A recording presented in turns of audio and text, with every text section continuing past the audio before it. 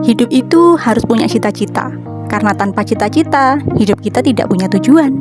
Halo Mbak Yugo, kembali lagi ke channelku Yupatmi Viniari. Ya opo rek kabare, semoga selalu sehat nggih, dan semoga semua yang dicita-citakan tercapai, terkabul, semua urusannya juga dilancarkan. Amin. Seperti biasa, yang ingin tahu kegiatanku, tonton video ini sampai habis.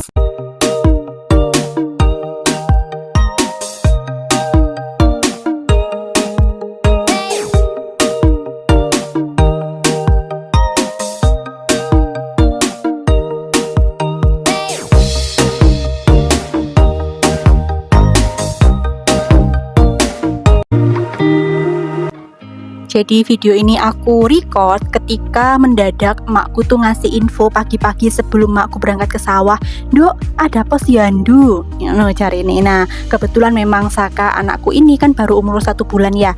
Ini adalah posyandunya dia yang pertama. Jadi setelah lahir, sejak dari rumah sakit itu dia belum pernah posyandu, dan ini adalah undangan pertama kalinya. Nah, aku nih antusias banget sampai aku nggak sadar kalau nge-record itu ketiku ketok. Ya udah, aku kasih stiker mohon maaf ya pemirsa. Sambil lalu ikutin kegiatanku ngedandanin Saka anakku, aku mau nyapa dulu teman-temanku yang mungkin nontonin videoku. Apa kabar? Terima kasih loh ya wes ngeklik videoku dan nontonin sampai sini. Ini adalah debutku setelah sebelumnya aku fokus ke konten misteri. Sekarang aku memutuskan untuk ngontenin kegiatanku real life sebagai ibu rumah tangga aja. Karena setelah tak pikir-pikir lebih dalam ya, setelahnya aku punya anak, aku mikirnya sejak hamil sih sebenarnya.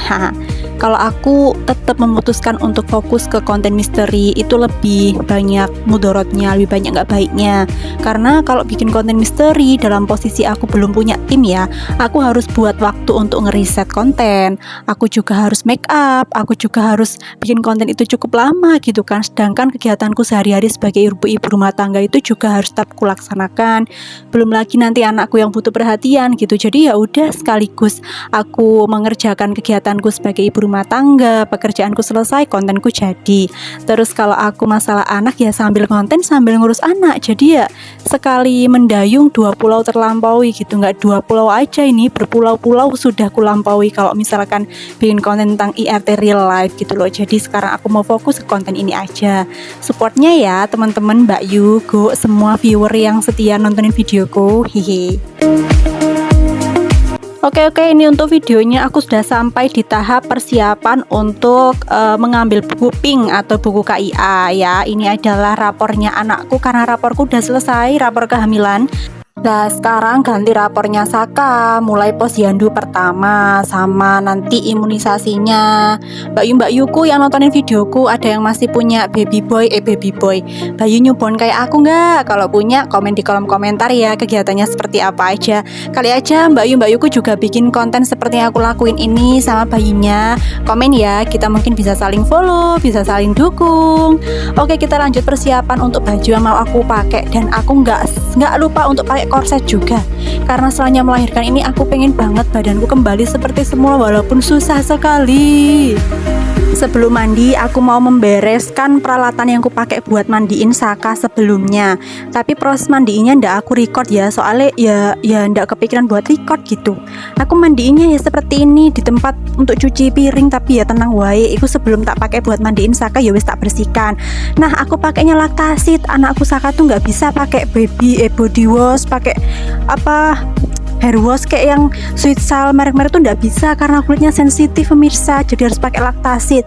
Sama juga ngono nggak Mbak Yu?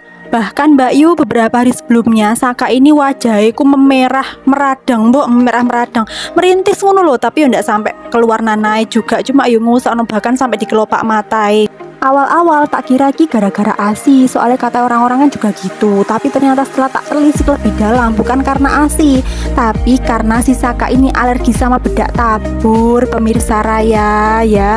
Akhirnya wes tak mandeki bedak tabure, cara mandiinnya juga tak ganti. Yang biasanya dicelup ke bak, sekarang tak guyur airnya, nggak tak celupin. Dan aku pakaikan Bimi di wajahnya. Alhamdulillah 1 minggu lah ya, wajahnya Saka udah balik lagi.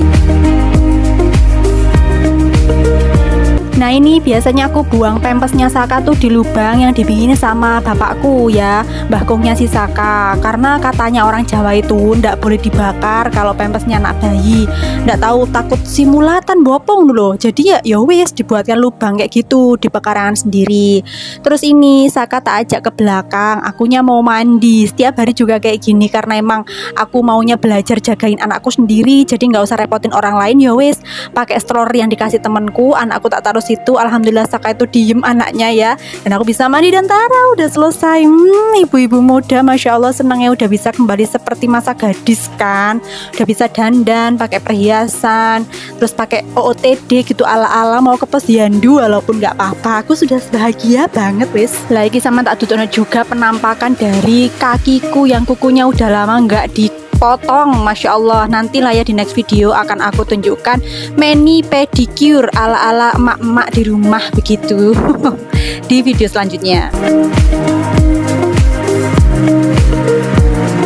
Oke Mbak Yugo yang nontonin videoku ini, aku dalam perjalanan menuju ke tempat posyandunya. Nah ini for your information yo, rumahku itu ada 3 blok, kampung ada 3 blok, utara, tengah sama selatan. Nah tempat posyandunya tuh yang itu tuh, rumahnya itu loh yang ada item-itemnya wes, iku tempat posyandunya, iku tempat omae bayan, omae kadusun ya. Jadi di situ tempat posyandunya di blok tengah. Jadi aku jalan dari blokku yang utara ke blok tengah ini. Seperti inilah kegiatan posyandu.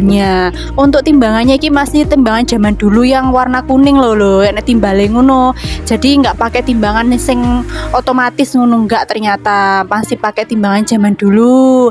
Alhamdulillah iki seneng banget aku, ternyata bobote anakku ki munggah cepet.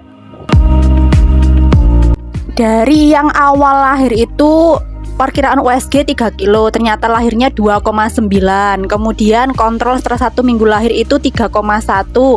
Dan sekarang ketika posyandu saat usianya 1,5 bulan, bobotnya itu 4,3 kilo. Masya Allah, ngono aku seneng ngono, ngerasa kayak alhamdulillah ngono, berarti asiku ki manjur ngono loh.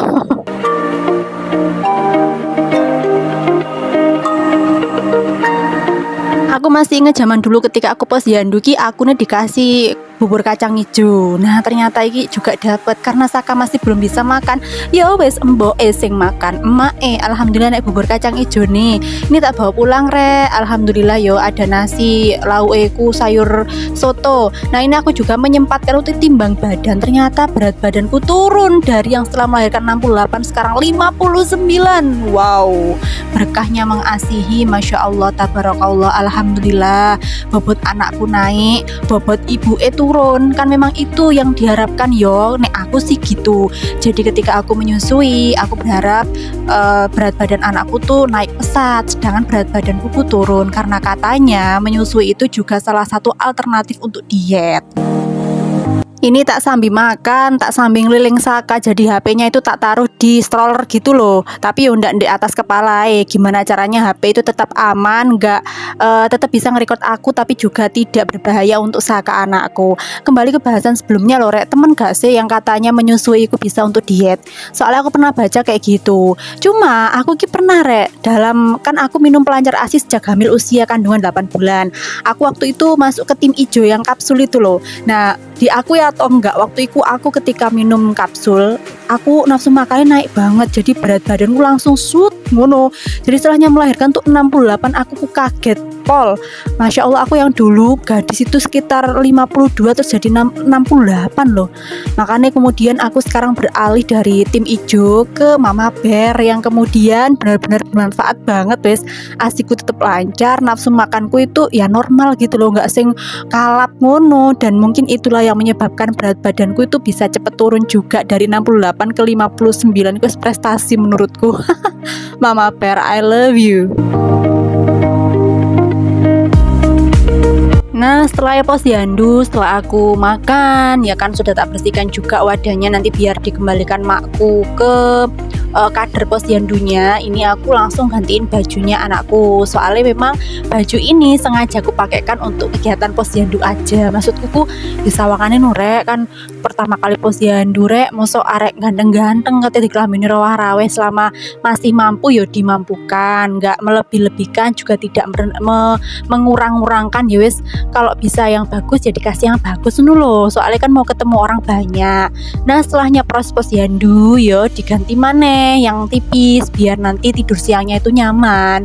Lek aku sih prinsipnya ngono sih rek, jadi bukannya melebih-lebihkan juga tidak mengurang-urangkan, tapi memantaskan ben anakku ki juga sedep dipandang begitu, gak mbok entok sing ayu tapi anaknya juga ganteng ngono. Ya seperti itulah kegiatanku hari ini sebagai ibu rumah tangga, judulnya real life. Jadi ya kalau misalkan ada yang nggak enak dipandang ya mohon maaf ya, seperti itulah adanya. Terima kasih yang udah nontonin videoku Mbak Yu, go semua pemirsa Raya. Sampai jumpa di videoku selanjutnya dalam episode real life ibu rumah tangga. Dah.